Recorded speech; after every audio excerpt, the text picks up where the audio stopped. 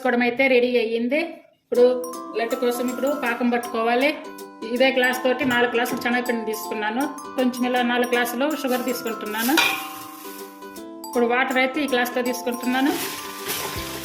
Middle flame మీద పెట్టుకొని ఉడికించుకోవాలి. పాకం దగ్గర పడ్డాక ఒక చిటికెడంతా సాల్ట్ వేసుకోవాలి. అలాగే ఒక 1/2 స్పూను ఇలాచీ పౌడర్. చూడండి, పాకం అయితే ఇలా వచ్చేలా తీసుకోండి, మరీ ముదరనివ్వద్దు.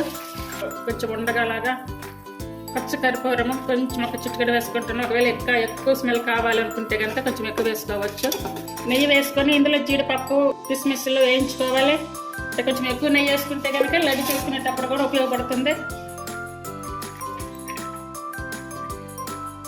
పాకం తయారైంది. ఇప్పుడు ఇది కొంచెం కొంచెంగా పోసుకుంటూ తిప్పుకోవాలి. అలాగే తెల్లబుంది కూడా వేసుకోవాలి. అది కూడా మొత్తం జీడిపప్పు ద్రాక్షలు కూడా వేసుకోవాలి. వేయించుకున్నటువంటి జీడిపప్పు ద్రాక్షలతోటి నెయ్యి మొత్తం కలిసేలా. పాకం అంటేనే గంటలు అవి పనికిరావు కదండి, అందుకని తెడ్డి పెట్టి తిప్పుకోవాలి. కొంచెం ఇలా నెయ్యి వేసుకోవచ్చు, లేదనుకుంటే కనుక ఒక గిన్నెలో పెట్టుకొని ఇట్లా చేతికి పూసుకొని ఉండలు చేసుకుంటే సరిపోతుంది. చాలా మంచిగా వస్తుంది. చూడండి, లడ్డు అయితే పాకం కూడా బాగా కరెక్ట్గా వచ్చింది.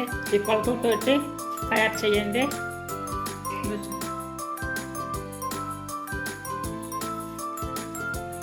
లడ్డు చేసేటప్పుడు చిన్న చిన్న మెలకువలు కనుక నేర్చుకుంటే అందరు కూడా ఈజీగా చేసేయచ్చు. లడ్డు ట్రై చేయండి.